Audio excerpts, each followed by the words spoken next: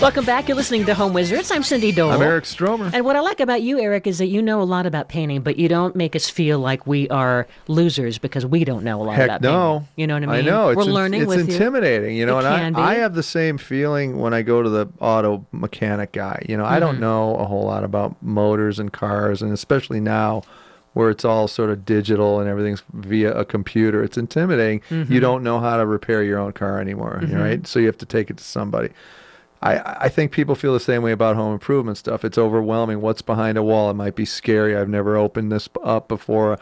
What happens if I demo? It's going to be permanent, you know? So it's important to just sort of have an understanding that we're all in this together and we're going to walk each other through it and figure out how to do it. That's it. And it's okay to make a mistake. Absolutely, especially with paint. You know, you paint the wrong color or you go over a line on another color. Who cares? All you have to do is let it dry and then paint over with the original color and you're fine. So I had a project this past weekend. I had this little shelf that put some casters on the bottom, so it's on wheels now, and it's going to be my little garden movable extra. Oh, yeah, a little cart for a garden. That's a good idea. And it has little shelves, and it's almost like a wooden shelf that was just being used in the garage, and it really was faded and looking bad. And so I thought, I'm going to paint it black.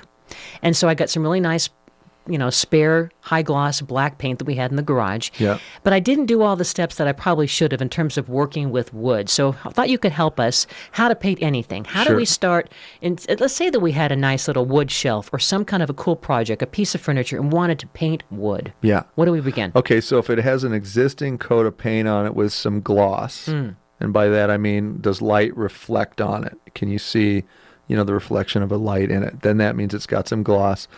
All you got to do is rough it up a bit and take a little bit of sandpaper. You can use like, you know, 220 grit, which is very mild. Fold it. I like folding sandpaper into quarters. So fold it in half and then fold it over again on itself. And then thicker, huh? Yeah, it's thicker, and then the sandpaper gives the pad. It keeps it from slipping and tearing.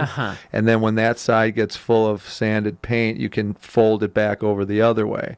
Right, and keep folding. It's a cootie catcher, is what you're saying. It's basically a cootie catcher, and you always want to kind of expose the new area that you're going to use to sand, and then. Wait a minute, cootie catcher. I love John. He is R-E-D, red. You know, yeah. I still make those all the time. By the way, I love doing that. But anyway, the sandpaper is critical. So you're going to sand over what has gloss, just very lightly, so that it's kind of scratches the surface, and then you want to get something that's called a tack cloth. Oh, sure. T-A-C-K. It's gummy. It's like a gummy cheese. It's gummy cheesecloth, basically. And what that does is it'll go ahead and take all the sandy sort of powdery particles off the thing that you just sanded. Smart. So you can either use that, or you can use literally a wet rag is going to do if you have time to let it dry.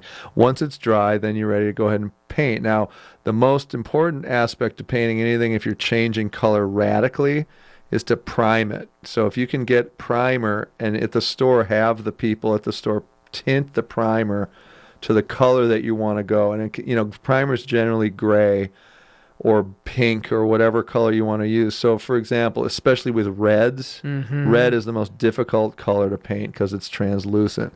So if you can get primer tinted toward a red tone, it doesn't have to be exact, but just sort of red. Fewer coats, right? It'll make for an incredibly easier job. You know, you can do a red door in maybe 2 or 3 coats where normally it would take 5 or 8, right? So primer's key. So get the primer to tint toward the color that you're going to do. Ultimately, do a coat of primer. You can sand that again one time quickly and easily, and then your finished coats go on like butter. You're not going to believe the difference. And do we paint with the grain for wood? For wood, if you're going to see the grain come through, yes. Generally with painting, you want everything in one direction, monodirectional, so that you don't see those brush marks, because that's what is the difference between a good and a bad paint job, basically. If you don't see the brush marks, you know that it's a professional quality job. So if you're on a front door, for example, you want it to go up and down on that door, you know, and then the side, the horizontal surfaces, like for example, if there's a frame around the door, you want to go up and down on the 2 outside frames, and then the middle inside frames, you want to go back and forth horizontally. Perfect, okay. Right? So anytime you have a situation like that, it's sort of the longest run is the way you want to have your paint go. Does that make sense? Yeah. So easy to do, not too difficult. And then with rolling paint, Basically, if it's a flat paint, you're not going to see any of the roll marks if you go back and forth over all of your little rolls that you do. So you dip your roller in the paint tray. Again, for wood. Okay. Yeah, you can do it with wood, or if this is drywall, you can do it that way as well. But rolling paint is actually a really good thing to do. But when you're doing it for furniture, you want to use the roller as just a way to apply a lot of paint at once and then go back over the roller with a brush. So that's just your first layer. That's just a way to get the paint on the wood. What about painting metal? What if you had some heavy metal, maybe it's even hardware, or, there's some signs of corrosion and things like that? Anytime you're using metal or painting metal, if you use spray paint adheres really effectively. As long as there's not a gloss on the metal. Again, a spray can of primer first. Kills makes a great product. That's a great brand. There's a bunch out there, but that's a good one that comes to mind. Hit it with primer first. It'll dry in 15 or 20 minutes, and then go back over with your finished coat. You're going to be amazed how fast it goes. So spray paint. Especially for outdoor furniture or handles on drawers and pulls. And just get like a metallic spray paint. Any color you want, get it. If you do a primer first, it'll stick forever and ever, and it'll never come off. If you don't do a primer, it'll definitely wear out on you faster. How about painting a wood floor? Let's say, we see a lot of really cool artistic uses, or maybe it's even concrete to wood tile. Painting that. Sure. You know what's cool about that? Like old hardwood that you've uncovered that has, pet stains on it and doesn't look great and is not going to work as a hardwood floor anymore.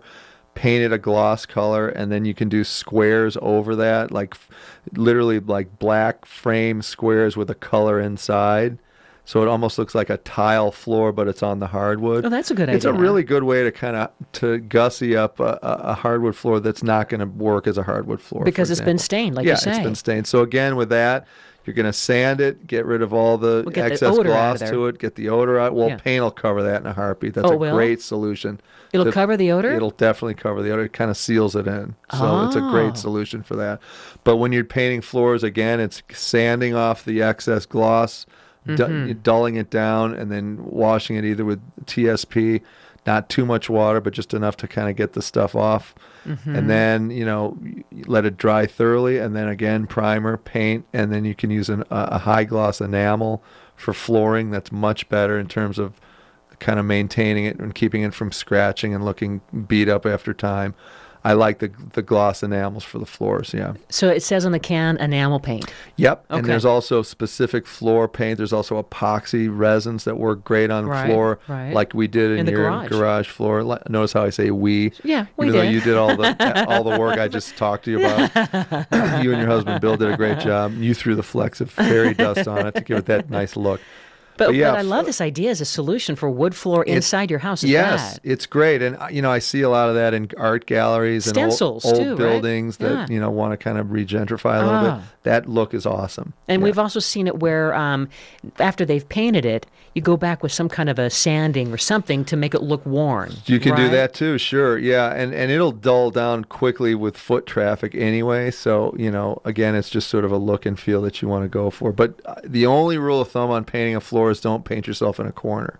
Start at the area. Well, nobody paints baby in a corner. Never. Start at the area furthest from the door and then just work your way back toward the door, and that's it. Here's a trick. What about the roof over your head? Ooh, yeah. How do you do that? Well, we can get into that soon. We'll get to that, okay. Yeah, Eric Strover, Cindy Dole. You're listening to Home Wizards. We love to improve your home and improve your life. Thanks for hanging out with us. And remember this, you can always go to our website at yourhomewizards.com.